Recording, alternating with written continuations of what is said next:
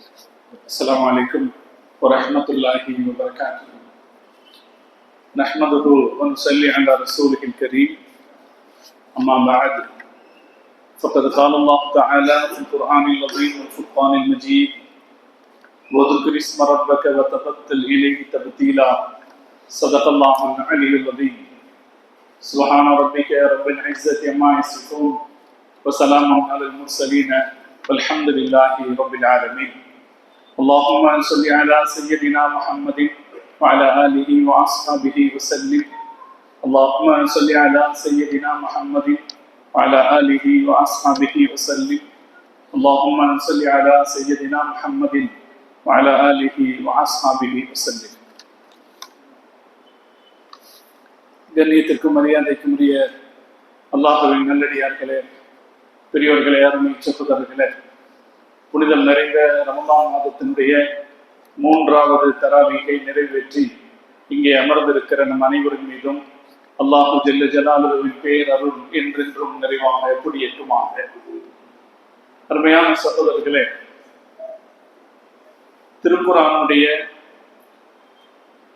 வழிகாட்டுதல்கள் என்கிற வரிசையில இன்றைய தினம் திருக்குர்ஆனின் ஆன்மீகம் என்ற தலைப்பில் சில செய்திகளை நாம் பார்க்க இருக்கிறோம்.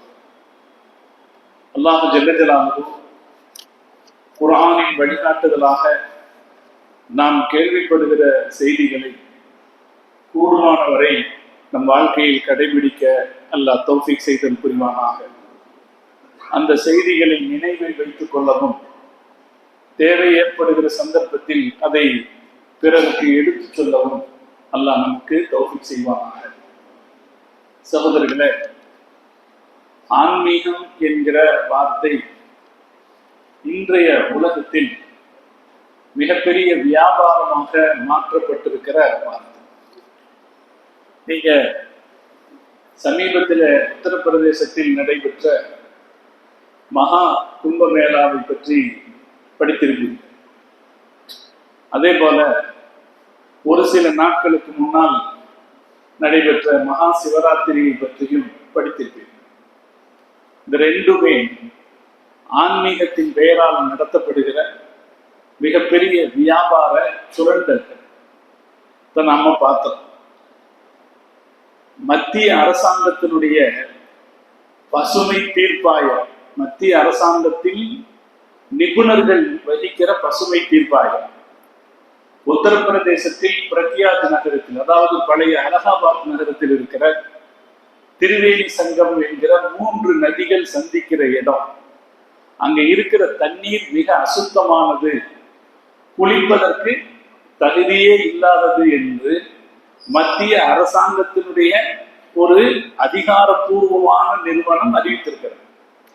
பசுமை தீர்ப்பாயம் என்பது சாதாரணமான ஒரு அமைப்பு அல்ல. இந்தியாவில் அதிகாரம் மிக்க அமைப்புகளில் ஒன்று. அந்த அமைப்பு இந்த தண்ணி குடிப்பதற்கு ஏற்றதல்ல, அதில் நிறைய கிருமிகள் படர்ந்திருக்கின்றன சொல்லுது. அந்த தண்ணியில போய் பிரதமர் குளிக்கிறாரு, மற்ற அமைச்சர்கள் குளிக்கிறாங்க, உலகத்தினுடைய பணக்காரர்கள் எல்லாம் குளிக்கிறாங்கன்னா அதுக்கு பின்னாலே ஒரு பெரிய வியாபாரம் நடைபெறுகிறது என்பதை நாம் பார்க்கிறோம். ஒரு வியாபார தந்திரத்திற்காக திட்டமிட்டு இந்த ஆன்மீக விழா நடத்தப்படும் இல்லையா? அதே போல இப்ப நம்ம ஊர்ல மகா சிவராத்திரியை ஈசா யோகா மையத்துல நடத்தினாங்க.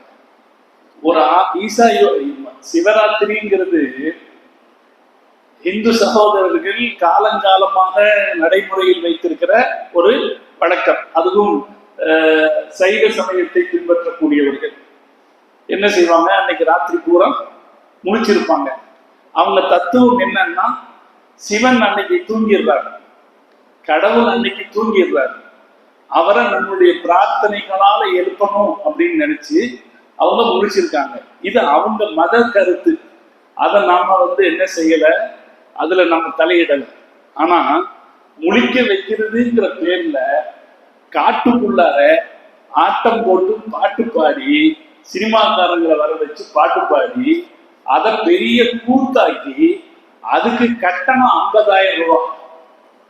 அதுக்கு கட்டணம் 50,000 ரூபாய். நீங்க பார்த்திருப்பீங்களா இல்லையா, படிச்சிருப்பீங்க. அதுக்கு கட்டணம் 50,000 ரூபாய் நிர்ணயிச்சு நடத்தப்பட்ட அந்த கூட்டத்துக்கு பல்லாயிரக்கணக்கான மக்கள் வந்து கலந்து கொண்டார்கள். அதே போல மகா கும்ப மேளாவிலும் பல கோடி மக்கள், 10 கோடிக்கும் அதிகமான மக்கள் வந்து கலந்து கொண்டார்கள் என்பதை நாம் பார்க்கிறோம். என்ன இது போல, இது இங்க மட்டும் இல்லை, இது போல உலகம் முழுவதிலும் ஆன்மீகம் என்பது வியாபாரமாக்கப்பட்டு வருகிற கால சூழ்நிலையை நாம் இருக்கிறோம். இது ஒரு மதத்தில் என்று மாத்திரமல்ல, கிறிஸ்துவ மதத்திலும் அப்படித்தான். இன்னைக்கு ஆன்மீகம் அவர்களுடைய பெரிய வியாபாரம். இங்க வேற எங்கேயும் போக வேணாம், ஏன் இருக்கிற காரணியால இருக்கிற அங்க இருக்கிற தேவாலயத்துக்கு ஒரு தடவை நீங்க போயிட்டு வந்தா போதும், எவ்வளவு பெரிய வியாபாரமாக மதம் மாற்றப்பட்டிருக்கிறது என்பதை நாம் புரிந்து கொள்ளலாம். இதே போல இன்னும் ஒருத்தர், இப்ப நித்யானந்தான்னு ஒருத்தர் ஒரு தீவு வாங்கி வச்சு மக்களுக்கு ஆன்மீகம் போதிக்கிறார். மக்களுக்கு என்ன செய்யறார்? ஆன்மீகம் போதிக்கிறார். இப்ப இது என்ன காட்டுதுன்னா, உலகம் முழுக்க ஆன்மீகம் என்பது ஒரு கார்ப்பரேட் வணிகமாக மாறி வருகிறது என்பதை நாம் பார்க்கிறோம். 2 விஷயத்தை நம்ம பார்க்கிறோம். ஒண்ணு, மக்களுக்கு கடவுளின் சிந்தனை ஏற்படுகிறது, கடவுளோனை நோக்கி திரும்ப வேண்டும் என்கிற சிந்தனை அதிகரிச்சிருக்குது அப்படின்றதையும் பார்க்கிறோம். இப்ப எதுக்காக இங்க மகா கும்ப மேளாவுக்கு போறாங்க, அல்லது எதுக்காக மகா சிவராத்திரி விழாவுக்கு போறாங்க, அல்லது எதுக்காக இது மாதிரி சாமியார்களை அல்லது பாதிரியார்களை தேடி போறாங்க அப்படின்னா, ஜனங்கள்கிட்ட கடவுளை நோக்கி திரும்புகிற சிந்தனை அதிகரிச்சிருக்கு. அதை வியாபாரமாக்கி கொள்பவர்கள் பெருகி இருக்கிறார். இந்த சூழ்நிலையில உலகத்துக்கு ஆன்மீக தேடலுக்கு சரியான தீர்வு சொல்லக்கூடிய கடமை உலகத்தில் இருக்கிற அறிவாளிகளுக்கு இருக்கிறது. ஆன்மீகம்னா என்னங்கிறத புரியாம மனிதர்கள் நடைபோடுகிற போது இந்த மக்களுக்கு சரியான ஆன்மீகம் என்ன என்பதை சொல்லித்தர வேண்டிய கடமை அறிவாளிகளுக்கு இருக்கிறது. அந்த வேலையை திருக்குர்ஆன் மிகச் சரியாக செய்யும். அல்லாஹ் நமக்கு வழங்கி இருக்கிற திருக்குர்ஆன் இருக்கிறது, எந்த முட்டாள்தனமான செயல்பாட்டையும் ஆன்மீகம் என்கிற பெயரில் செய்வதிலிருந்து நம்மை பாதுகாத்திருக்கிறதா இல்லையா? நம்மில் அந்தரத்தில் அழகு குத்தி கொண்டு தொங்க வேண்டிய காட்சி நமக்கு இல்லை, நெருப்பிலே நடக்க வேண்டிய தேவை நமக்கு இல்லை, செருப்பில்லாமல் மைல் கணக்கில் நடக்க வேண்டிய தேவை நமக்கு இல்லை. ஒருவர் ஹஜ்ஜுக்கு வந்தாரு, வரும்போது அவர் நடந்தே வர்றதுன்னு முடிவு செய்தார். அவருடைய பிள்ளைகள் எல்லாம் வர்றாங்க, ஒட்டகத்தை இழுத்துக்கிட்டு வர்றாங்க. இவர் நடந்து நடந்து களைச்சு போய் அவருடைய 2 பசங்களுடைய தோல் மேல கை போட்டு தள்ளாடி நடந்து வர்றத முஹம்மது ரசூலுல்லாஹி ஸல்லல்லாஹு அலைஹி வஸல்லம் அவங்க பார்த்தாங்க. ஏன் இவர் இப்படி நடந்து வர்றாரு? கூடவே ஒட்டகை வருத, அது மேல ஏறி வரலாமேன்னு கேட்டாங்க. இல்ல, இவர் நடந்தே வருவதாக நேர்ச்சை செய்திருக்கிறார் என்று சொல்லப்பட்டது. அது தேவையில்லை அல்லாஹ்வுக்கு என்று முஹம்மது ரசூலுல்லாஹி ஸல்லல்லாஹு அலைஹி வஸல்லம் அவர்கள் சொல்லி அவரை ஒட்டகத்தின் மீது வர சொல்லுங்கள், அவர் இப்படி சிரமப்பட்டு வர வேண்டிய தேவையில்லை என்று சொன்னார். இது இஸ்லாம். முதல்ல நாம அல்லாஹ்வுக்கு நன்றி சொல்லணும். காரணம், ஆன்மீகம் என்கிற பெயரில் ஒரு சிறு அளவிலும் அறிவார்த்தமான நடைமுறைக்கு மாற்றமான மனிதாபிமானத்தை மதிக்காத இப்ப செருப்பு போடாம வந்தா என்ன சொல்லுவோம்? நம்ம செருப்பு போடாம வந்தா, செருப்பு போடாம நடந்து போறாங்க பாருங்க. நான் நிறைய பயணத்துல பார்க்கிறது, மனசு அப்படி பதறும். இப்ப சமீபத்துல கூட பார்த்தேன், எங்கிருந்தோ போகிற போது பார்த்தேன், நம்ம பழனி கோயிலுக்கு பாத யாத்திரையா போறாங்க சகோதரர்கள், வண்டியா கட்டிட்டு போறாங்க. அப்படி சிரமப்பட்டு நமக்கு ஒரு ஆதங்கம் என்னன்னா, ஏன் இந்த சமயத்தை சார்ந்த எந்த ஒரு அறிஞனும் எந்த பெரிய ஜாதிக்காரனும் இப்படி போறதில்லை. சாமானிய மக்கள் தான் நடந்து போறாங்க. எந்த மத தலைவராவது இப்படி நடந்து போனான்னு பார்த்திருக்கீங்களா?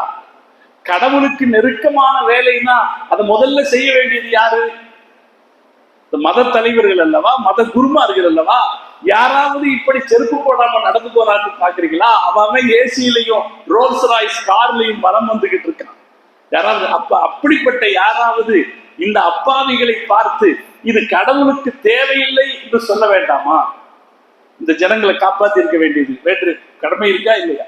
மற்றவர்களுக்கு இல்லை என்றாலும் முதல்ல நாம புரிஞ்சுக்கிறோம், நம்ம மார்க்கம் அப்படி நம்மை சிரமப்படுத்தவில்லை. ஆன்மீகத்தின் பெயரை சொல்லி கடவுளை நெருங்குவதற்கான வழி என்று சொல்லி நம்ம மார்க்கம் நம்மை சிரமப்படுத்தவில்லை. அதே நேரத்தில் இந்த உலகத்திற்கு திருக்குர்ஆன் மிகச்சிறப்பான ஆன்மீகத்திற்கான வழியை காட்டி சென்றிருக்கிறது. அந்த ஆன்மீகத்தை எப்படி காட்டி சென்றிருக்கிறதுனா வாழ்க்கையோடு ஒரு அம்சமாக இணைத்து வைத்திருக்க, வாழ்க்கையின் தனிப்பட்ட விஷயமாக அல்லாமல் வாழ்க்கையின் ஒரு அம்சமாக இணைத்து நீங்கள் பிரித்தறிய முடியாத ஒரு யதார்த்தமான வாழ்க்கையை விட்டு பிரித்தறிய முடியாத ஒரு விஷயமாக ஆன்மீகத்தை இஸ்லாம் வச்சிருக்கு. நீங்க ஆன்மீகம் அப்படின்ற தலைப்புல தேடி பார்த்தீங்கன்னா ஒவ்வொரு மதத்திலையும் ஆன்மீகம் எப்படி இருக்குது அப்படின்ற விளக்கம் இருக்கும். விக்கிபீடியால பார்த்தீங்கன்னா ஒவ்வொரு மதத்திலையும் ஆன்மீகம் எப்படி இருக்குது அப்படின்ற விளக்கம் இருக்கும். அதுல இஸ்லாம் அப்படின்ற காலத்துக்கு கீழே 2 லைன் தான். அதுல சொல்றான், spiritualism is practiced but not condemned in Islamic societies. இஸ்லாத்துல ஆன்மீகம் இருக்குது, ஆனா அது தனியா தெரிய மாட்டேங்குது, அது வெளிப்படையில் அறியப்படுவதில்லை. உதாரணமா ஷாஃபி, ஹனஃபி, இது வெளியில தெரியுதா இல்லைங்களா? இது அறியப்படுது. ஆனா ஆன்மீக பாதை என்னன்றது வெளியே தெரியுதா? தெரியல. ஆனா இஸ்லாத்துக்கு உள்ள ஆன்மீகம் இருக்கா இல்லையா? அது பிராக்டிசைடு. Spiritualism is பிராக்டிசைடு. அது பிராக்டிஸ் பண்ணப்படுகிறது, ஆனால் வெளியே அது தெரியப்படலேன்னு அவன் புதிதா எழுதுறான். ஆனா என்னன்னா குர்ஆனுடைய சாதனை என்னன்னா, மனித வாழ்வில் ஆன்மீகத்தை ஒரு தனியான விஷயமாக கொண்டு போகாமல் நம்முடைய அன்றாட வாழ்க்கைக்குள் ஒரு அம்சமாக இஸ்லாம் ஆன்மீகத்தை கொண்டு வந்தது. அதிலே புதிரோ மர்மங்களையோ வைக்கல.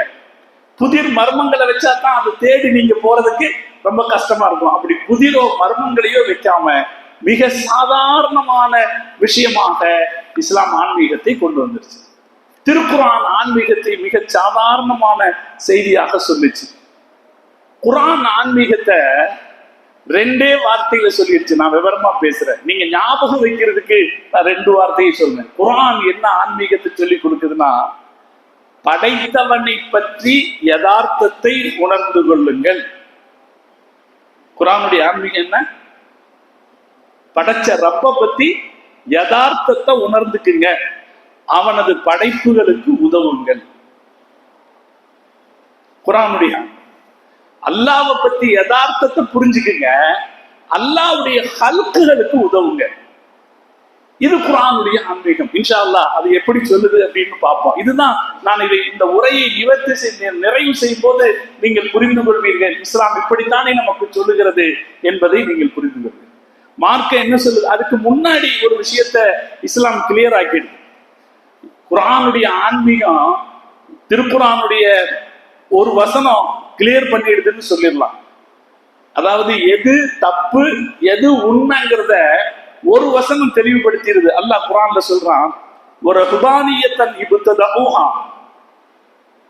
துறவு அவர்களாக உற்பத்தி செய்து கொண்டது. துறவு தானே இன்னைக்கு பல பேர் என்ன செய்யறான், ஆன்மீகத்தின் அடையாளமா வச்சிருக்கான். ஆன்மீகம் பேசுறவங்க பூரா யாரா இருக்கான்? சாமியாரா இருக்கான். அல்லது வாழ்க்கை வேண்டாம்னு ஒதுங்கி போனோம்னா ஆன்மீகம் பேசுறதா இருக்கு. இந்த துறவு திருக்குர்ஆன் சம்மட்டியால் அடித்து பேசுகிற ஒரு செய்தி. இந்த துறவு அவர்களாக கற்பனையாக உருவாக்கி கொண்டது. மா கதப்னாஹா அலைஹிம், அவர்கள் மீது நாம் அதை விதியாக்கவில்லை. ஆன்மீகம் குறித்து திருக்குர்ஆன் வெளிப்படுத்துகிற முதல் வெளிப்பாடு. ஏன்னா பாட்டில் என்னங்கிறத, அசத்தியம் என்னங்கிறத முதல்ல தெளிவுபடுத்திருந்தோமா இல்லையா? சத்தியத்தை பேசுறதுக்கு முன்னாடி அசத்தியத்தை தெளிவுபடுத்தியிருந்தோம்.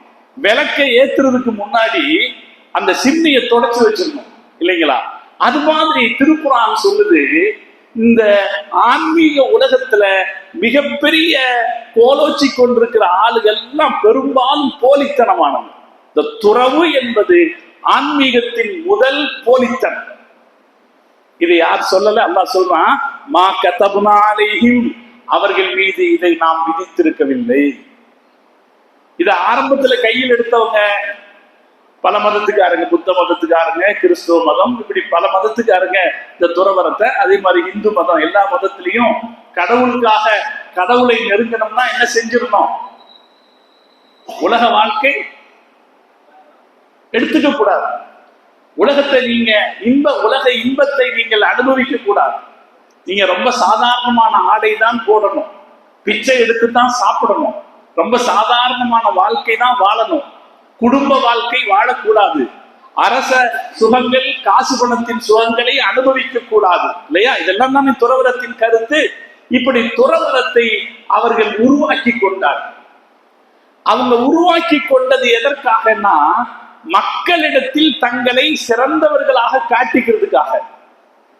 நாங்க உங்களை விட ஆண்டவனுக்கு நெருக்கமானவங்க அப்படின்னு காட்டிக்கிறதுக்காக இந்த துறவத்தை அவர்கள் உருவாக்கி மக்களிடத்தில் ஒரு தலைமைத்துவத்தை திணிப்பதற்காக அவங்க இந்த துறவரத்தை உருவாக்கி கொண்டாங்களே தவிர, மா கதப்னா அலைஹிம், அவர்கள் மீது இதை நாம் விதித்திருக்கவில்லை. அல்லாஹ் முதல்ல இதை சொல்றான். எவ்வளவு பெரிய தெளிவு பாருங்க இல்லைங்களா? இன்னைக்கு இந்த ஆன்மீகம் பேசுறவன் போலி பசங்க பல பேர் எப்படித்தான் இருக்காங்க, துறவுதான் சொல்றான், துறவுன்னு சொல்றான். ஆனா ஒருத்தன் கூட எப்படி இருக்கிறது இல்லை. எல்லாம் தனி விமானம் வச்சிருக்கான், தனி விமானம். போப்பாண்டவர்கிட்ட விமானம் இருக்கா இல்லைங்களா? நாடே வச்சிருக்காரு. போப்பாண்டவர் துறவி இல்லைங்களா? போப்பாண்டவர் கிறிஸ்துவ கத்தோலிக்க சமயத்தின் துறவி. நாடே. ஈசா அலைஹிஸ்ஸலாம் இந்த உலகத்தில் வாழ்ந்த நபிமார்களில் மிக ஏழையானவர், மிக ஏழையானவர். ஒரு டம்ளரோ ஒரு தலகாணி மட்டும்தான் அவருக்கு இருந்துச்சு. ஒரு தடவை ஒரு பயணத்துல போகும்போது ஒரு ஆளு அள்ளி தண்ணி குடிக்கிறத பார்த்தாரு. பார்த்தோன்னு அவருக்கு என்ன தோணுச்சு, ஓ இப்படி கூட தண்ணி குடிக்கலாம் போல இருக்கு அப்படின்னு சொல்லி அந்த டம்ளரை தர்மம் பண்ணிட்டார். அதுக்கு பிறகு நடந்து போகும்போது ஒரு இடத்துல ஒரு ஆள் தூங்கிக்கிட்டு இருந்தார். அவர் தலைக்கு கைய தடுப்பா கொடுத்து, கைய அணைப்பா கொடுத்து, கையில தூங்கிட்டு இருந்தார். இப்ப அதை பார்த்து ஒரு நினைச்சாரு, ஓ இப்படி கூட தூங்கலாம் போல இருக்குன்னு அந்த தலையணையை தர்மம் பண்ணிட்டு போயிட்டார். அப்படிங்கிறது ஈசா அலைஹிஸ்ஸலாத்தை பற்றி பேசப்படுகிற வரலாறு. இவ்வளவு எளிமையான வாழ்க்கையின் கொண்ட தலைவரின் மதத்தை பரப்புகிற பொறுப்பில் இருப்பதாக சொல்பவர்கள் எப்படி இருக்கிறாங்க? என்ன உல்லாசமான மாலை! வாட்டிகன் அரண்மனை, வாட்டிகன் தேவாலயம் ஒரு பெரிய ஒரு நாடு அவங்களுக்கு இருக்கு. அந்த மதத்தில் மட்டும் இல்ல, நீங்க மற்ற எந்த மதத்தில் துறவரம் ஆன்மீகத்தின் அடையாளமாக இருக்குதோ அங்க எல்லாமே சாமியார்கள்லாம் எப்படி இருக்காங்க? கோடீஸ்வரர்களா. யாரும் சின்ன கார்ல போறது, தனி விமானத்துல பயணம் பண்றான் இல்லையா? இப்படித்தான் இருக்கிறது. அல்லாஹ் சொல்றான், இத நம்ம சொல்லல, நாம விதியாக்கியது எது என்றால், அங்க அல்லாஹ் இஸ்லாமிய ஆன்மீகத்தை சொல்றான். நாம விதியாக்கியது எது என்றால், அல்லாஹ்வின் பொருத்தத்தின்படி நீங்கள் வாழ வேண்டும் என்பதுதான். நீங்க எல்லா இடத்திலையும் அல்லாஹ்வின் திருப்தியை நாடி வாழ வேண்டும் என்பதைத்தான் நாம விதியாக்கணும். இவங்க நாம விதியாக்காததை ஒன்றை எடுத்துக்கொண்டார்கள். அப்படி சொல்லிட்டு அல்லாஹ் அடுத்து இன்னொரு செய்தி சொல்ல, இதை நாம விதியாக்கல அப்படின்னு சொல்லிட்டு அல்லாஹ் அதுக்கு அடுத்து இன்னொன்னு சொல்றான். அதுதான் கவனிக்க வேண்டியது. சரி, இவன் தான் இந்த துறவரத்தை எடுத்துக்கிட்டானே, அதையாவது ஒழுங்கா கவனிச்சானா? இந்த துறவரம் எடுத்துட்டான் பாத்தீங்களா? நான் எதை விட்டு போறேன், இந்த பூமியினுடைய சுகங்களை விட்டு போறேன், உலக சுகங்களை விட்டு ஒதுங்குறேன்னு சொன்னானே, அதுக்காவது இவன் உண்மையா நடந்தானா? அதையும் இங்க உண்மையா நடக்கல. எதையும் அவன் துறக்கல. பேர் தான் துறவி. அவன் அரசாங்கத்தை துறக்கல, காசு பணத்தை துறக்கல, சொத்து சுகத்தை துறக்கல, பேரு துறவி, கல்யாணம் வேணா பண்ணாம இருப்பாங்க வெளியே தெரிஞ்சு இல்லையா? இது தவிர அவர்கள் அந்த துறவரம் என்கிற வார்த்தைக்கான மரியாதையும் அவர்கள் பேணவில்லை. அல்லாஹ் இந்த ஒரு வாசகத்துல ஆன்மீகத்தினுடைய பொய்முகத்தை கிழிச்சு எது சரியான ஆன்மீகம் அப்படின்னு சொல்லிட்டான். குர்ஆன் சொல்லுதுங்க, நம்ம மனசுல வச்சுக்கோம். குர்ஆன் சொல்லுது யதார்த்தமான ஆன்மீகத்தின் அடிப்படை என்னன்னா கடவுளுக்கு பொருத்தமான வாழ்க்கை வாழ்வது, இறைவனுக்கு இது சொல்லித்தரப்பட வேண்டும். யாரெல்லாம் ஆன்மீகம் என்கிற பெயரில் தப்பான வழிகளுக்கு போயிட்டு இருக்கிறாங்களோ, போலியான வாழ்க்கையை தேடி போறாங்களோ, அவங்களுக்கு நாம சொல்லணும், குர்ஆன் சொல்லுதுங்க, ஆன்மீகம்னா என்ன? இறைவனின் பொருத்தப்படி நீ வாழ்வது. நீ கல்யாணம் பண்ணிக்க, வியாபாரம் செஞ்சுக்க, அரசாங்கத்தை நடத்திக்க, யுத்தம் பண்ணிக்க, என்னவும் செஞ்சுக்க, ஆனால் இறைவனுடைய பொருத்தப்படி வாழ்வு. முஹிதீன் அப்துல் காதிர் ஜீலானி கத்தஸல்லாஹு சிர்ரஹுல் அஸீஸ் இஸ்லாமிய உலகத்தின் ஆன்மீக தலைவர்களில் தலைவராக போற்றப்படுகிற முஹிதீன் ஷேக் அவங்க 4 கல்யாணம் பண்ணாங்க, 49 குழந்தைங்க பெற்றுக்கிட்டாங்க. ஆனா உலகத்தின் அவரை போல ஒரு ஆன்மீக துறவியை பார்க்க முடியாது. இந்த உலகத்தின் எந்த ஒன்றின் மீதும் பற்றற்றவராக அல்லாஹ் ஒருவனை மாத்திரமே நினைத்துக் கொண்டிருப்பவராக அவர்கள் இருந்தார் இல்லையா? நீங்க கேள்விப்பட்டிருப்பீங்க, அவர்கிட்ட வந்து சொன்னாங்க, உங்களுடைய கப்பல் மூழ்கி விட்டதுன்னு சொன்னாங்க. அவர் அல்ஹம்துலில்லாஹ் சொன்னார். கொஞ்ச மாதம் கழிச்சு வந்து சொன்னாங்க, மூழ்கிறது உங்க கப்பல் இல்லைங்க, உங்க கப்பல் நல்லா தான் இருக்கு, வேற ஒருத்தருடைய கப்பல் தான் மூழ்கி போச்சு, உங்க கப்பல் நல்லா இருக்குன்னு சொன்னாங்க. அப்போ அவரு அல்ஹம்துலில்லாஹ் சொன்னார். மக்கள் கேட்டாங்க, ஒரு துக்கம் ஏற்பட்டால் இன்னாலில்லாஹ் சொல்லணும், சந்தோஷ செய்தி கேட்டா அல்ஹம்துலில்லாஹ் சொல்லணும். நீங்க முதல்லயும் அல்ஹம்துலில்லாஹ் சொன்னீங்க, 2வது அல்ஹம்துலில்லாஹ் சொன்னீங்களே என்று கேட்டபோது அவங்க சொன்னாங்க, நான் அல்ஹம்துலில்லாஹ் சொன்னது அந்த செய்திகளுக்காக அல்ல, கப்பல் கவிழ்ந்து விட்டது என்ற செய்திக்கோ அல்லது என் கப்பல் காப்பாற்றப்பட்டு விட்டதோ என்ற செய்திக்கோ அல்ல. அந்த செய்தி வந்தபோது என் மனம் தடுமாறாமல் இருந்தது, என் மனசு தடுமாறாமல் இருந்துச்சு, அதுக்கு நான் அல்ஹம்துலில்லாஹ் சொன்னேன்னு சொன்னாங்க இல்லையா? இது கவனத்திற்குரியது. இந்த குர்ஆன் இந்த உலகத்திற்கு இன்னைக்கு இன்றைய நிலையில உலகத்துக்கு சொல்லப்பட வேண்டிய மிக முக்கியமான ஒரு விஷயங்க. ஆன்மீகத்தின் மீது மக்களுடைய தேடல் அதிகரிச்சிருக்கு. மக்கள் அவங்க வாழ்க்கையில ரொம்ப சுதந்திரமா வாழ்ந்து எதுக்கும் கட்டுப்படாம வாழ்ந்து வெறும் அவங்க போய் நின்ன எல்லை எதுனா வெறுமை. ஏன் வெளிநாடுகள்ல அவன் வந்து ஏதாவது ஒரு வாழ்க்கையை இன்ட்ரெஸ்ட் ஆக்குறதுக்கு ஒரு விஷயம் கிடைக்குமான்னு பாக்குறான். சுதந்திரத்தின் உச்சத்துல எல்லா கட்டுப்பாடுகளையும் கடந்து வாழ்ந்து பார்த்தாச்சு, எல்லா கட்டுப்பாடுகளையும் கடந்து வாழ்ந்து பார்த்தாச்சு, எல்லாம் அனுபவிச்சு முடிச்ச பிறகு வாழ்க்கை வெறுமையா இருக்கு. இப்ப வாழ்க்கையை இன்ட்ரெஸ்ட் ஆக்குறதுக்கு ஒரு வழி கிடைக்குமான்னு பார்த்துதான் கடவுளை நோக்கி திரும்புவோம்னு வர்றான். அப்படி திரும்பணும்னு வரக்கூடிய கோடிக்கணக்கான மக்கள் இருக்கிறார்கள். அவர்களுக்கு குர்ஆன் வழிகாட்டுகிறது, அதை நாம எடுத்து செல்ல வேண்டிய கடமை இருக்குது. இங்க வாப்பா, இது வேற. வாழ்க்கையை இன்ட்ரெஸ்ட் ஆக்குறதுக்கு வழி என்னன்னா, உன் வாழ்க்கையை எந்த காரியத்தை செய்தாலும் கடவுளுக்கு பொருத்தமாக செய், கடவுளுக்கு பொருத்தமாக செய். காலித் இப்னு வலீத் ரலியல்லாஹு தஆலா அன்ஹு அவங்க படை தளபதியாக இருந்தாங்க. அவங்கள உமர் ரலியல்லாஹு தஆலா அன்ஹு அவங்க திடீர்னு நீக்கினாங்க, படைத்தளபதியை நீக்கினாங்க, வேற ஒருத்தரை நியமிச்சாங்க. காலித் இப்னு வலீத் ரலியல்லாஹு தஆலா அன்ஹு அடுத்த நாள் சாதாரண வீரராக யுத்தத்துல கலந்துக்கிட்டார். அப்ப 3வது ஒரு ஆள் அவர்கிட்ட வந்து கேட்டான், நேற்றுக்கு நீங்க தலைவரா இருக்கீங்க, இன்னைக்கு சாதாரண தொண்டரா இருக்கிறீங்களே, உங்க மனோநிலை எப்படி இருக்குது அப்படின்னு கேட்டான். அப்ப அவர் சொன்னாரு, நேற்றைக்கு நான் தளபதியாக இருந்த போதும் அல்லாஹ்வுக்காக போரிட்டேன், இன்னைக்கு நான் சாதாரணமாக தொண்டராக இருக்கிற போதும் அல்லாஹ்வுக்காக போரிட்டேன், என் மனோநிலை ஒரே மாதிரி இருக்கிறது என்று சொன்னார். உலகத்துக்கு நாம சொல்ல வேண்டிய செய்தி இது. நீங்கள் உங்களுடைய பதவிகள் மாறும் போது உங்களுடைய மனோநிலை மாறாமல் இருக்குமானால் நீ உன்னை போல வெற்றி அடைகிற மனிதன் வேறு யாரும்.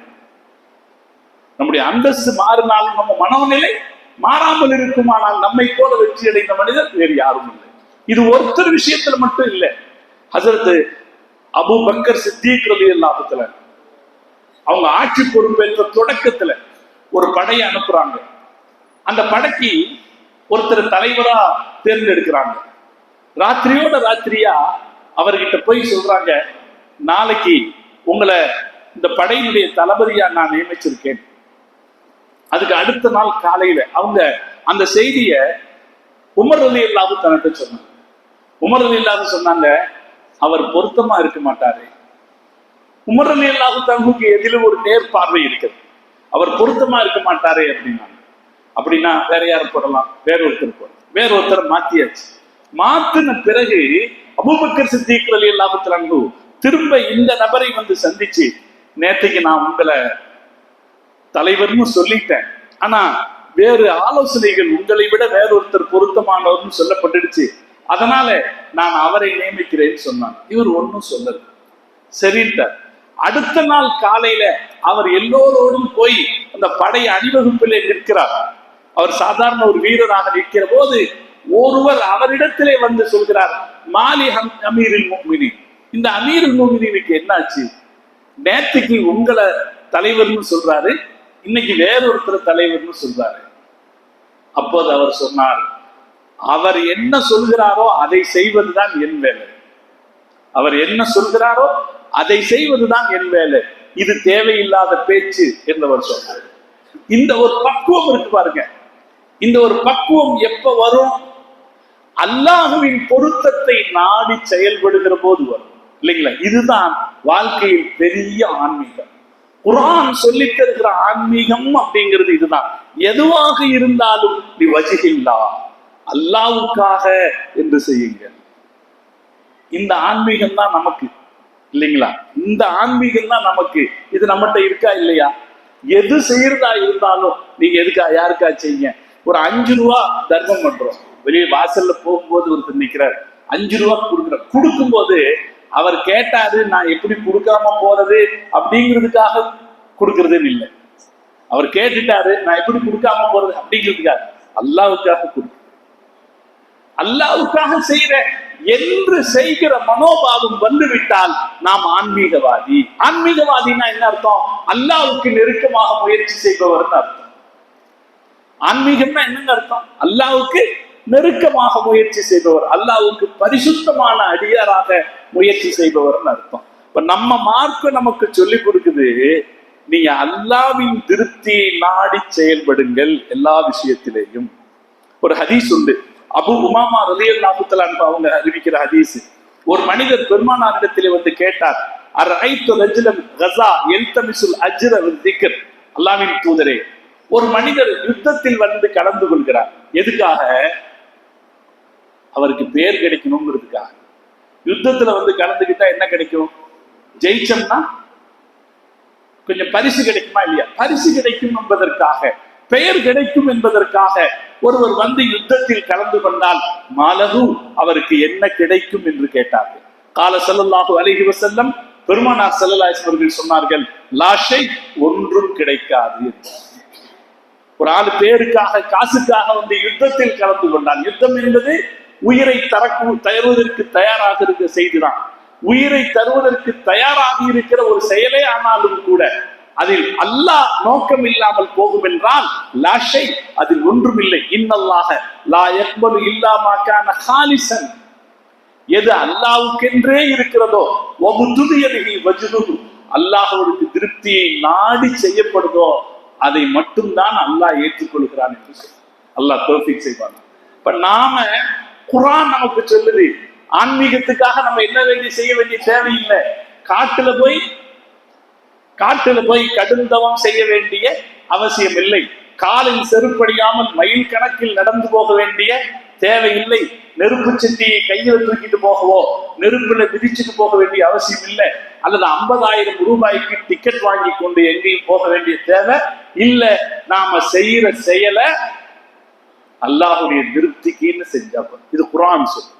அல்லாஹுடைய திருப்திக்கு எது செய்தாலும் சரி. கல்யாணம் பண்ணோமா அல்லாஹ்வுடைய திருப்தி, புள்ளக்குட்டி பெற்றுக்கிட்டோமா அல்லாஹ்வுடைய திருப்திக்கு, மனைவிக்கு சாப்பாடு ஊட்டினா கூட நன்மை கிடைக்கும் என்று முஹம்மது ரசூலுல்லாஹி ஸல்லல்லாஹு அலைஹி வஸல்லம் அவர்கள் சொன்னார். என் மனைவியை கவனிக்கணும்னு அல்லாஹ் எனக்கு சொல்லியிருக்காங்க.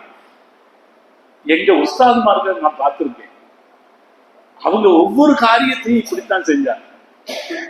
கல்யாணம் பண்ணது, குழந்தைங்க பெற்றுக்கிட்டது, வாழ்ந்தது, எல்லா இடத்துலையும் அவங்க இந்த நியத்துல தான் செஞ்சாங்க. கையில மோதிரம் போட்டாங்க, ரசூல்லா மோதிரம் போட்டாங்க, அவ்வளவுதான்.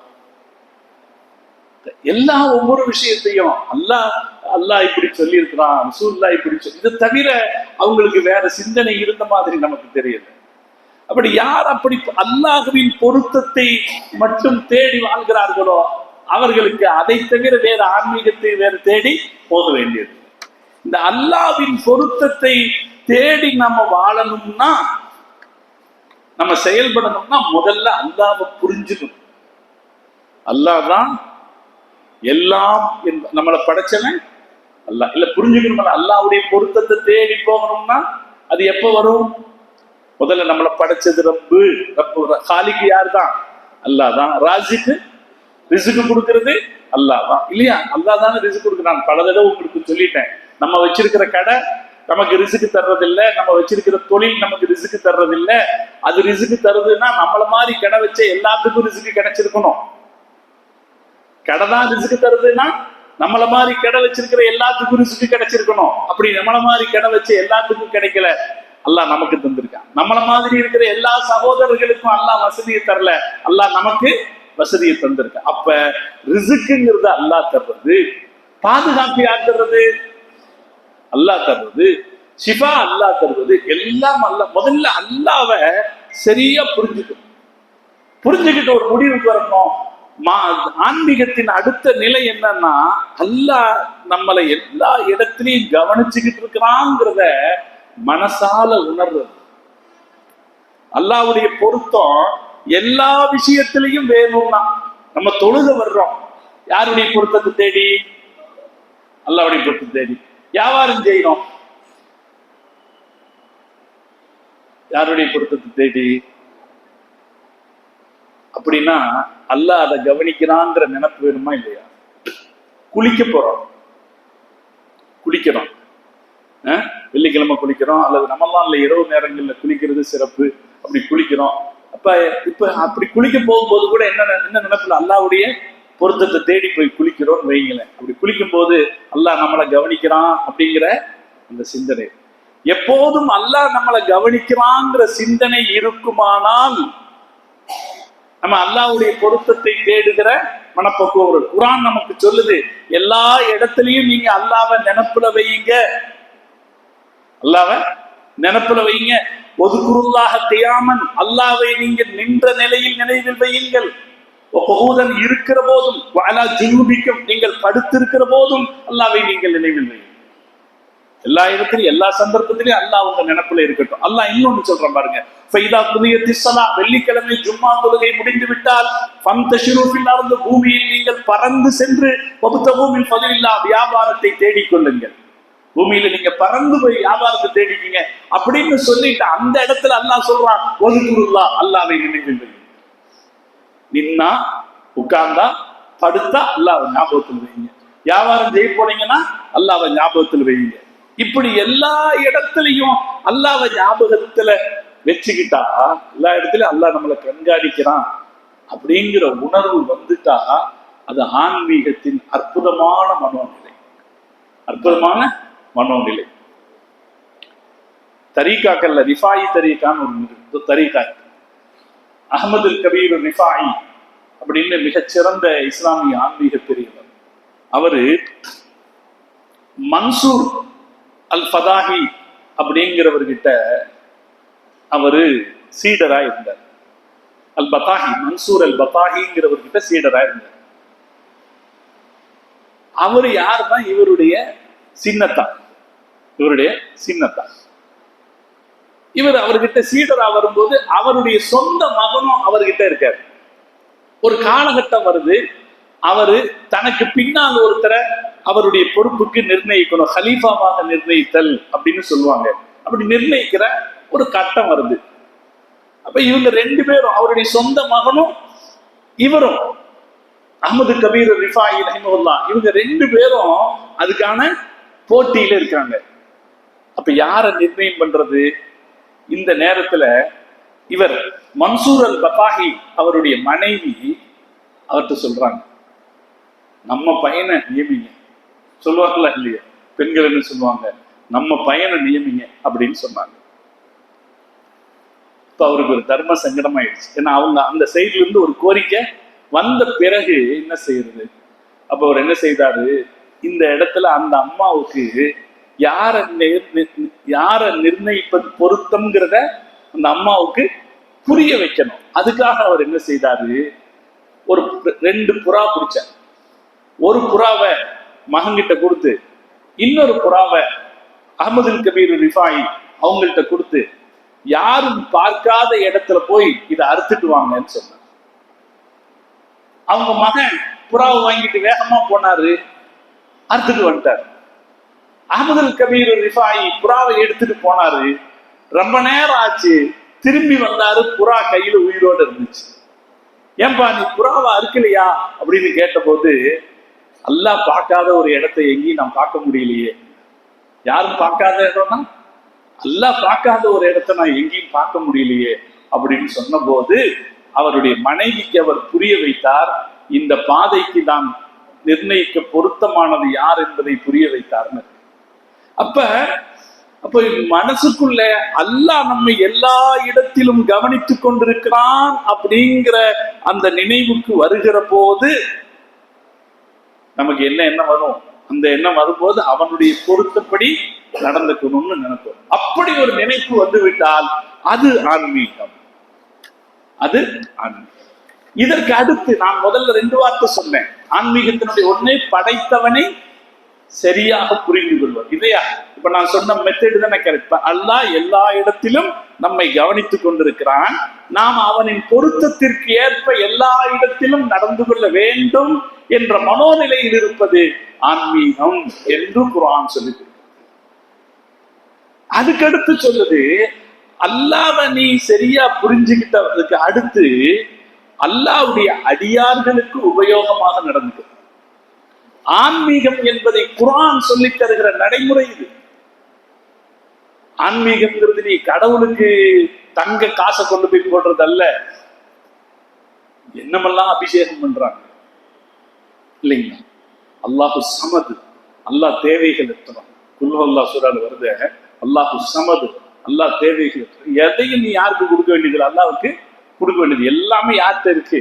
அல்லாஹ்வுக்கு இருக்கு. எதையும் நீ கொண்டு வந்து கொடுக்க வேண்டிய அவசியமே கிடையாது. அதனால தானே நேர்ச்சியே பண்ண வேண்டியது இல்லைன்னு சொல்றோம். நம்ம ஒரு காரியம் நடக்கட்டும்னு நம்ம நேர்ச்சை பண்ண வேண்டியது இல்லை அப்படின்னு சொல்றோம். நேர்ச்சை கஞ்சனிடத்திலிருந்து காசை வெளியேற்றுவதை தவிர வேற எதுவும் செய்வதில்லை என்று நம்ம ரசூலுல்லாஹி ஸல்லல்லாஹு அலைஹி வஸல்லம் சொன்னாங்க. அதனால அல்லாஹ்வுக்கு நம்ம ஒன்றும் செய்ய வேண்டியது இல்லை.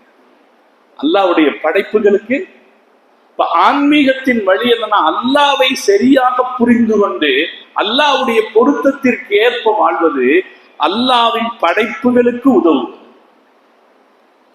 ராபியத்துல் பஸரியான ஒரு மிகச்சிறந்த இறைநேச பெண்மணி இருந்தாங்க. அவங்களுடைய காலத்துல நடந்த பல செய்திகளை சொல்லுவாங்க. ஹசனுல் பஸரி அப்படின்னு இன்னொருத்தர் இருந்தார். அவர் மிகச்சிறந்த இஸ்லாமிய ஆளுமை. நமக்கெல்லாம் இந்த இஸ்லாமிய வரலாற்றில் அவ்வளவுக்கா தொடர்பு இல்லாம போயிட்டதுனால இந்த பேரெல்லாம் என்னமோ அந்நியமா தெரியுது. ஆனா இவங்கெல்லாம் பெரும்பெரும் ஆளுங்க. ஹசனுல் பஸரி ரஹிமஹுல்லாஹ் அவர்களுடைய பாடம் நபிமார்களுடைய பாடத்தை போல் இருக்குமா, அவ்வளவுக்கு அந்த அளவுக்கு வலிமையானவர். அவரும் ராபியா அம்மாவுக்கும் இடையில நடந்த ஒரு உரையாடலை சொல்லுவாங்க. 2 பேரும் அல்லாஹ்வுக்காக தங்களை அர்ப்பணித்துக் கொண்டவங்க. அவங்க தீன்ல மிக சிறந்த அளவுல இருந்தவங்க. அல்லாஹ் அப்படி ஆகிற போது அவங்களுக்கு ஒரு திறமையை கொடுக்குறாங்க. ஒரு தடவை ராபியா அம்மா கிட்ட ஹசனுல் பஸரி வர்றாங்க. வர்றவரு பக்கத்துல ஒரு ஆறு இருந்துச்சு. அந்த ஆத்துக்கு மேல முசல்லா விரிச்சு தொழுகிறார். ஆத்துக்கு மேல முசல்லா விரிச்சு தொழு. இதெல்லாம் சகஜம். அல்லாஹ் ஒருத்தருக்கு ஒரு சக்தியை கொடுத்துட்டான் அப்படின்னா இதெல்லாம் சகஜமானது. அவர் முசல்லா போட்டு எங்க தொழுகிறார்? ஆத்து மேல தொழுகிறார். தொழுதுட்டு திரும்பி பார்த்தா ராபியா அம்மா காத்து மேல பாய் விரிச்சு தொழுது, ஆகாயத்துல பாய் விரிச்சு தொழுது முடிச்சுட்டு அவங்க சொன்னாங்களா, இதெல்லாம் பெருசா? ராபியா அம்மா சொன்னாங்க, இது நம்ம தண்ணி மேல நிக்கிறது பெருசுன்னா நம்மளை விட மீன் சிறந்தது. காத்துல நிக்கிறது சிறந்ததுன்னா நம்மளை விட பறவைகள் சிறந்தது. இது பெருசல்ல, மக்களுக்கு நாம் என்ன நன்மை செய்கிறோம் என்பதுதான் பெருசு என்று ராபியத்துல் பஸ்ரியா அம்மா சொன்னாங்க அப்படின்னு ஒரு செய்தி. அப்ப நம்ம மார்க்கம் பக்குவப்படுத்துறது அது. நீ அல்லாவை நெருங்குகிற வழியில் அல்லாவுக்கு பரிசுத்தமாக இரு, அதன் அடுத்த கட்டமாக மக்களுக்கு உபகாரியாக இரு. மக்களுக்கு நீ எங்க போயிட வேண்டாம், காட்டுல போய் சுப்ஹானல்லா சுப்ஹானல்லா சுப்ஹானல்லான்னு சொல்லிக்கிட்டு இருக்கிறதுக்கு அங்க போகாது, அங்க போயிருக்காது. அதனாலதான் நீங்க பார்க்கலாம், முஹிதீன் அப்துல் காதிர் ஜீலானி கத்தஸல்லாஹு சிர்ரஹுல் அஸீஸ் அவர்கள் அல்லாஹ்வை நோக்கி ஒரு ஆன்மீக தேடல் ஏற்பட்ட ஆரம்ப காலத்தில் அவர்கள் காடுகளுக்குள்ளே போயிருந்தாங்க. எங்க இருக்க பிடிக்கல, அல்லாஹ் மேல ஒரு ஆர்வம் ஏற்பட்ட பிறகு மக்களோடு இருக்க பிடிக்கல. ஒரு தனிமை தேவைப்படும், அல்லாஹ்வை திக்ர் செய்வதற்கான ஒரு தனிமை தேவைப்படும். பலருக்கும் ஏற்பட்டிருக்கு. இமாம் கஸ்ஸாலி ரஹ்மத்துல்லாஹி அலைஹி அவங்களுக்கு இப்படி ஒரு அனுபவம் ஏற்பட்ட போது அவர் டமாஸ்கஸ் நகரத்தில் இருக்கிற அல் ஜாமியுல் உமவி அப்படிங்கிற பிரபலமான பள்ளிவாசலுடைய மெனாராவுக்கு மேல போய் உட்கார்ந்து இருந்தேன்னு சொல்றாரு. யாரு? இமாம் கஸ்ஸாலி சொல்றாரு, எனக்கு ஒரு ஆன்மீக துடிப்பு ஏற்பட்ட சந்தர்ப்பத்துல நான் போய் மேல போய் உட்கார்ந்து தனிச்சிருக்கணும்னு தோணுச்சு. ஆனா கொஞ்ச நாள் அவங்களுக்கு அப்படி தோணும், அப்படி தனிச்சிருந்து அல்லாவும் தாங்களும் மாத்திரமேயாக தனிச்சிருக்கணும்னு தோணும். அவங்களுக்கு ஒரு பக்குவம் ஏற்பட்ட பிறகு அல்லாஹ் அவங்கள்ட்ட மனிதர்களை நோக்கித்தான் அனுப்பும்.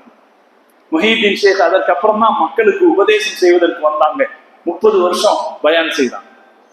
30 வருஷம் பகதாதில் வச்சு அவங்க பயான் செய்தாங்க. இமாம் கஸ்ஸாலி ரஹ்மத்துல்லாஹி அலைஹி மகத்தான மார்க்க நூல்களை எழுதி குவித்தார். அப்ப இது அல்லாஹுவில் தங்களை அழித்து கொண்ட பெருமக்களின் குணம். அல்லாஹுவில் தங்களை அழித்து கொண்ட அவங்க எப்படி இருப்பாங்கன்னா, சுயநலத்தோட ஒதுங்கிக்க மாட்டாங்க. நான் அல்லாஹ்வுக்கு நெருக்கமாயிட்டேன்னு சுயநலத்தோட ஒதுங்கிக்குவாங்க. மக்கள் சேவைக்கு வருவாங்க. அஜ்மீரில் இருக்கிற ஹாஜா மஹீனுddin சிஷ்தி ரஹ்மத்துல்லாஹி அலைஹி அவங்கள பத்தி ஒரு வரலாறு இருக்கு. மக்கள் சேவைக்காரர், மக்களுக்கு ஏழைகளுக்கு உதவக்கூடியவர். ஒரு தடவை அவங்க கிட்ட ஒரு குடியானவன் கேட்கிறார், எங்களுக்கு ஒரு இடம் பிரச்சனை இருக்கிறது டில்லியில, நீங்க ஏதாவது உங்களுக்கு செல்வாக்குள்ள ஆளை வச்சு எனக்கு அது சார்பா முடிச்சுட்டாரு. அப்படியா வான்னு சொல்லி அப்படியே நடந்து கூட்டிட்டு வந்துட்டாங்க. அஜ்மீர்ல இருந்து தில்லிக்கு. தில்லியின் அரச கட்டில் இருந்த இல்துமிஷ் ஓடி வந்துட்டார். நீங்க சொல்லி அனுப்பி இருந்தா போதுமே, இந்த பிரச்சனையை நான் முடிச்சு கொடுத்துருப்பேனே. அப்ப ஹாஜா நாயகம் சொன்னாங்க, இந்த நன்மை எனக்கு கிடைக்க வேண்டும் என்று நான் விரும்பினேன். இந்த நன்மை, இந்த ஏழைக்காக உங்களோட வரைக்கும் தேடி வர்ற நன்மை எனக்கு கிடைக்கணும்னு விரும்புறேன். குர்ஆனில் அல்லாஹ் இதை தெளிவுபடுத்துகிறான். ஃபவைலுல் முஸல்லீன் அரைத்தல்லதீன சூரா இருக்கு பாருங்க, அருமையான ஆன்மீகம் பேசுகிற சூரா. அதுல அல்லாஹ் சொல்றான், ஃபவைலுல் முஸல்லீன், அந்த தொழுகையாளிகளுக்கு கேடு, தொழுகையாளிகளுக்கு கேடுங்கிறான். எந்த தொழுகையாளிகள்? அன் ஸலாத்திஹிம் சாஹூன், தொழுகையில் அக்கறை இல்லாமல் இருப்பவர்கள். தொழுகையில் அக்கறை இல்லாமல் இருப்பவன்னா என்ன அர்த்தம்? ஆளுங்க பார்த்தா தொழுவாங்க, யாரும் பார்க்காட்டி தொழுவ மாட்டாங்க. ஜனங்க முன்னாடி பார்த்தா தொழுவாங்க, ஆளுங்க பார்க்காட்டி தொழுவ மாட்டாங்க, முனாஃபிக்குகள். அப்ப அக்கறை இல்லாமல் அன் ஸலாத்திஹிம் சாஹூன் அல்லதீன ஹும் யுராஊன், மக்களுக்கு காட்டுவதற்காக தொழுபவர்கள். அப்புறம்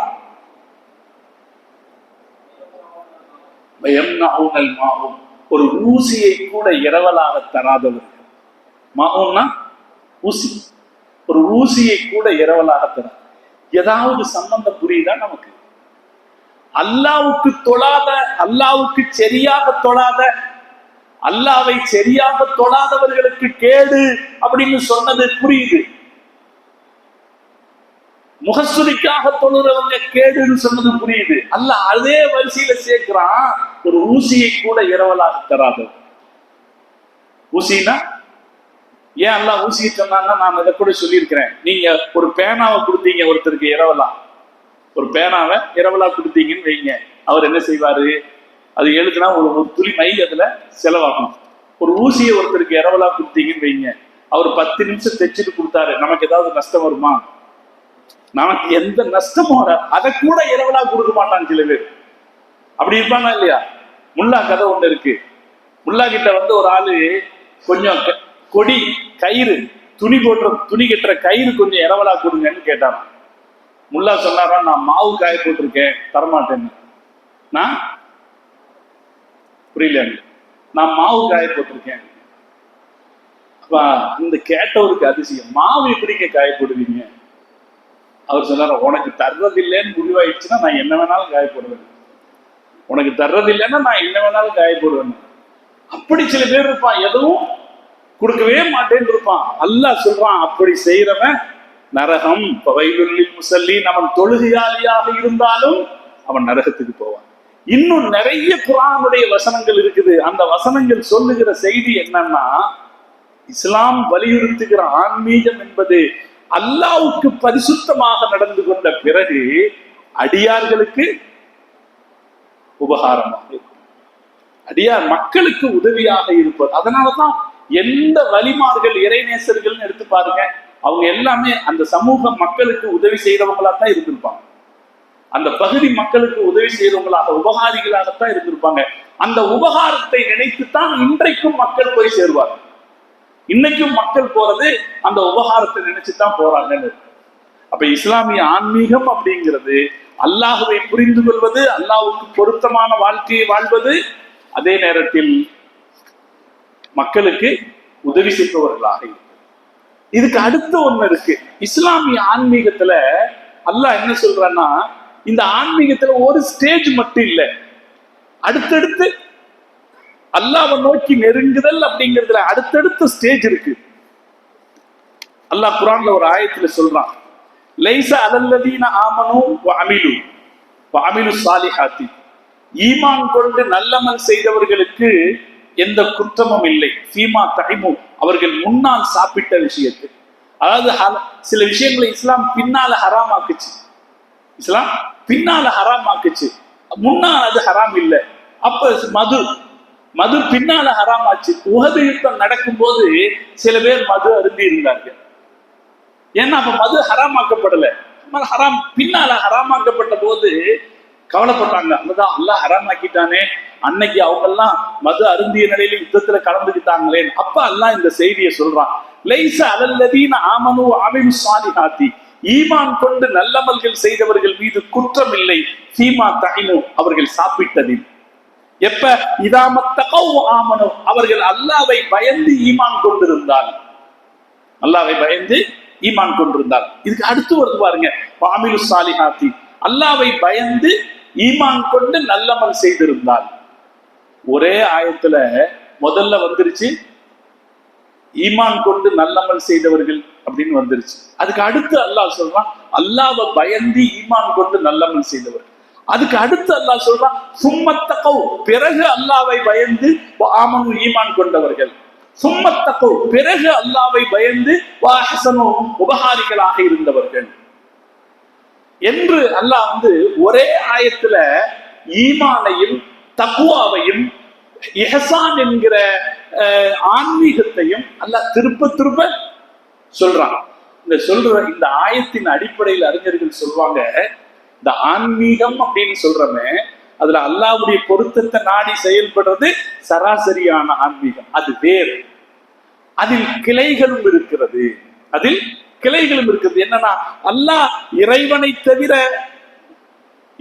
தவிர வேற எதையும் நாடாமல் வாழ்வது வேறு.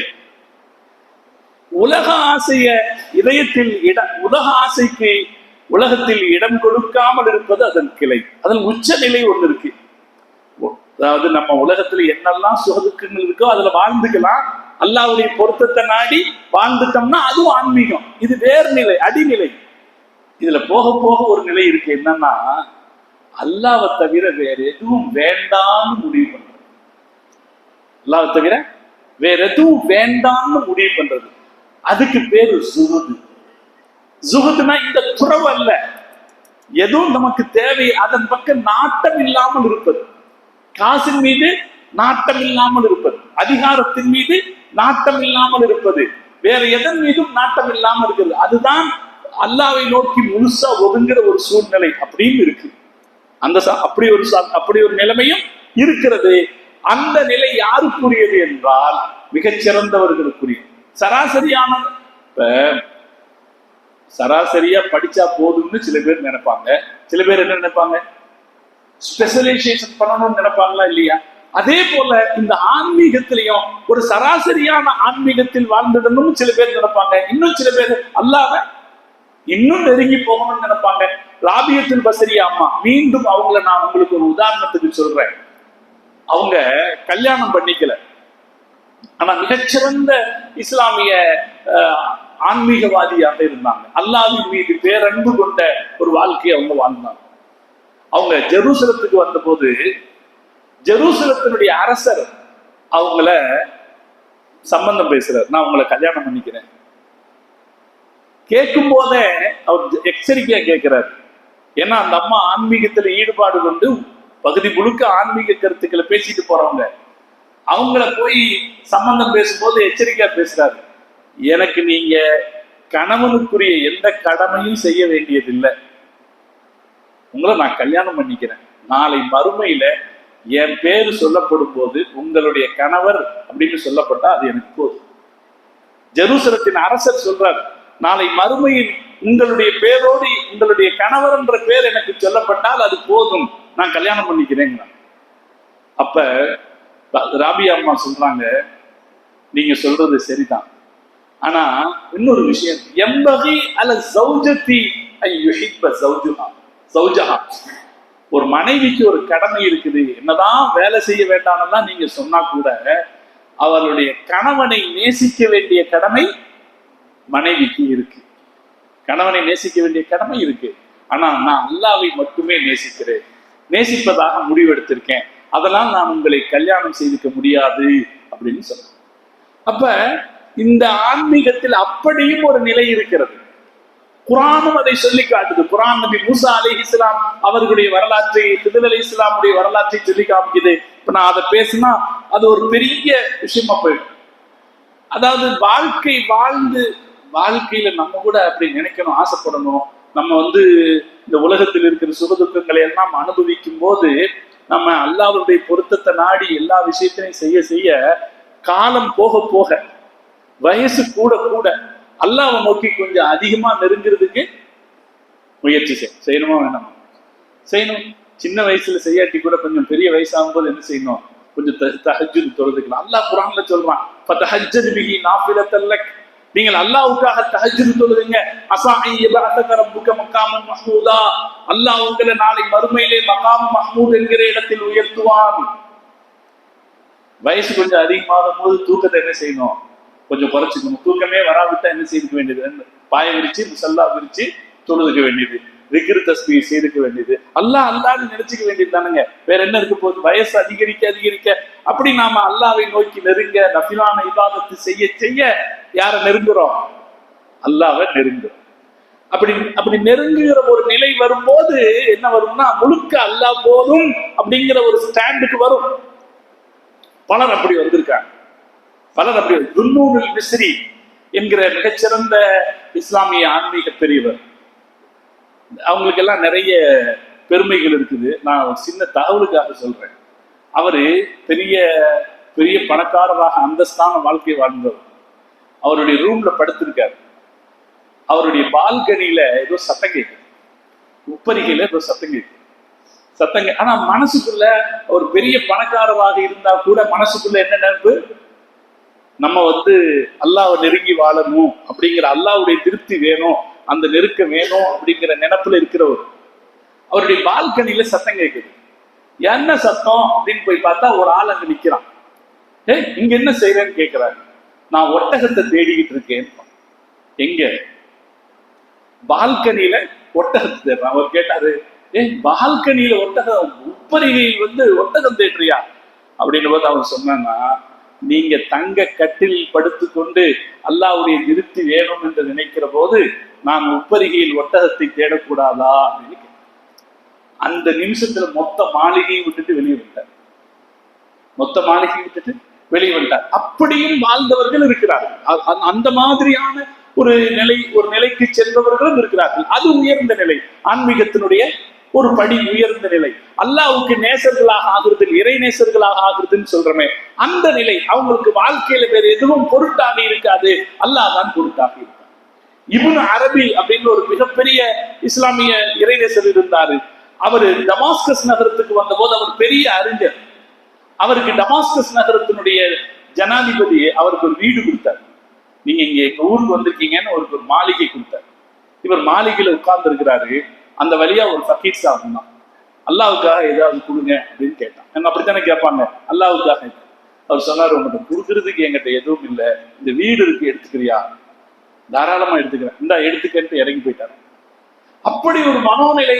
இது அசாத்தியமானதல்ல, இது அசாத்தியமானதல்ல, இது வரக்கூடியது. அல்லாஹ் போதும் என்கிற முழு மனோநிலைக்கு வருபவர்கள் இப்படி எல்லாவற்றையும் விட்டுவிட்டு தங்களை சாதாரண ஒரு வாழ்க்கைக்கு உட்படுத்திக் கொள்வார்கள். அப்படி உட்படுத்திக் கொள்கிற ஒரு கட்டம் வருகிற போது அல்லாஹ் அவர்களுக்கு தனித்த சில அந்தஸ்துகளை தருகிறார்.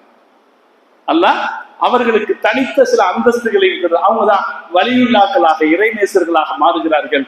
பல அற்புதங்களையும் செய்யக்கூடிய ஆற்றல்களை பெறுகிறார்கள். மக்களுக்கு மேலும் சிறப்பான சேவை செய்யக்கூடியவர்களாக. எனவே அப்படியும் ஒரு நிலை இருக்குது. இஸ்லாம் குரானுடைய ஆன்மீகத்திலேயே அப்படியும் குரான் சொல்லுது. ஹிதர் அலி இஸ்லாம் அவருடைய வரலாற்றை குரான் சொல்லி காட்டுது. அவங்க வேறொரு நிலையில் இருந்தார்கள் அப்படிங்கிற வரலாற்றை குரான் சொல்லுது.